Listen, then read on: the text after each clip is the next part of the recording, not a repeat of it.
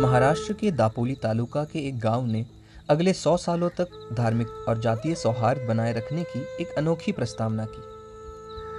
जबाबदारी जी है जे आमच्या यहाँ जो जिम्मेदारी हमारे कंधों पर है उसे अगले पीढ़ी को सौंपने के लिए यह 100 सालों वाला प्रस्ताव किया गया। ये गांव बसा है भारत के पश्चिमी तट के कोंकण में और नाम है सोंडेघर। नमस्कार, मेरा नाम है जीशान कास्कर और आप देख रहे हैं द वायर। अभी मैं मौजूद हूँ महाराष्ट्र के वेस्टर्न कोस्ट के रत्नागिरी ज़िले में दापोली तालुका में।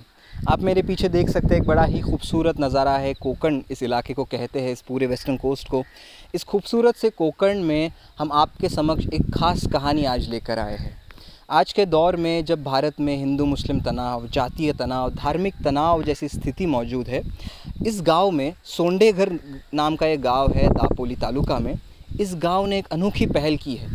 इस पहल के बारे में ही आपको हम बताने जा रहे हैं।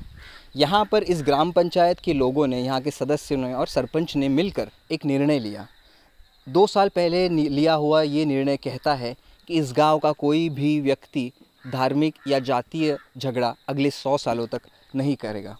ये एक बड़ी ही अनोखी पहल है इस गांव के लोगों ने जो की है। तो इसी के बारे में और जानने और समझने के लिए हम पहुंचे हैं कोंकण के इस खूबसूरत इलाके में। नमस्कार।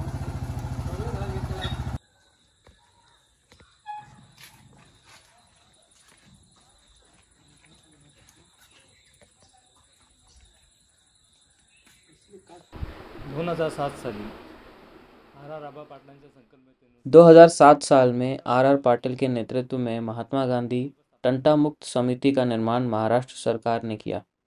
उसी के तहत इस गांव में भी यह समिति बनाई गई। इसका मूल उद्देश्य था कि बिना किसी कोर्ट कचहरी के गांव के मसले गांव के अंदर ही सुलझाए जाएं। हा त्याचा मुख्य उद्देश आहे। आपल्याकडे महाराष्ट्रामध्ये त्यावेळेला ज्यावेळेला आम्ही हा डिसिजन घेतला त्यावेळेला जब हमने यह निर्णय लिया उस वक्त महाराष्ट्र में अजान के लाउडस्पीकर को लेकर राजनीति चरम पर थी।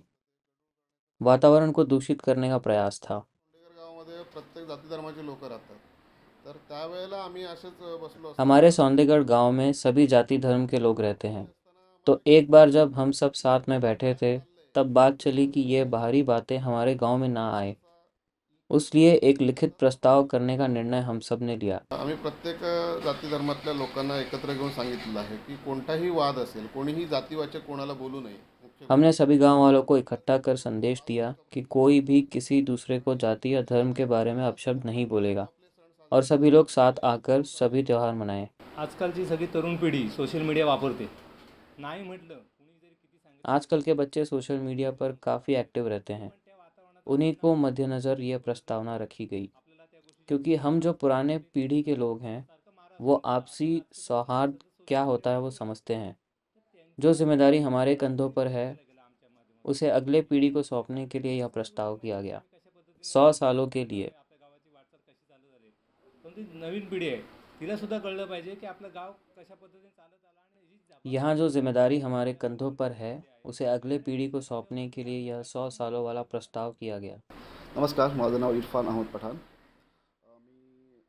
नमस्कार, मेरा नाम इरफान अहमद पठान। हमारे गांव में ऐसी कोई बात नहीं है।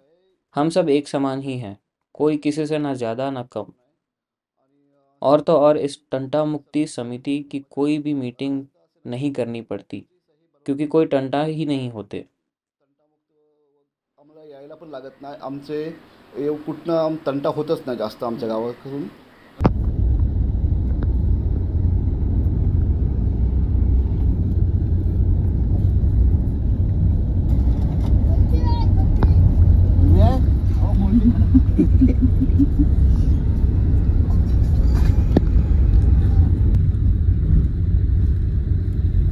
तसं पाहता शासन लेवलवरती याची दखल घेणं फार गरजेचं होतं, कारण हे जे वातावरण आहे, हे जे ठराव प्रशासन को इस प्रस्तावना को बढ़ावा देना चाहिए था, लेकिन दुर्भाग्यपूर्ण ऐसा नहीं हुआ। केला असता तर आपोआप सगळीकडे शांतता आणली असती। पण तसं काही झालं दुर्दैवाने तसं होत नाही। हिंदू मुस्लिम समाज जे आहे ते आम्ही एकत्र राहून एकोपाने राहतो।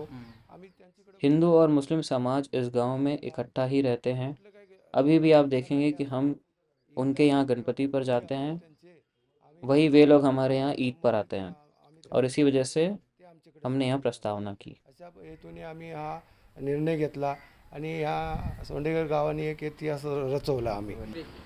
तो देखा आपने इस खूबसूरत सोंडेगर गांव का नज़ारा, जहां पर हिंदू और मुस्लिम एक सलोखा, एक अपनापन, एकता के साथ रहते हैं और इस एकता को प्रूव करने के लिए, एकता को स्थापित करने के लिए इन्होंने इस ठहराव की मंजूरी 2 साल पहले की थी। और हमने आपने दर्शकों ने जिनको सुना, उनके थ्रू भी आपको पता चला होगा कि कितना सलोखा का यहाँ पर वातावरण इस गांव में मौजूद है। इसके अलावा एक और चीज़ इस गांव की खासियत है कि जो कि कोकण के तमाम गांव में हमें देखने मिलती है, ये है कि यहाँ पर जो है महिलाओं की संख्या पुरुषों से ज़्यादा है।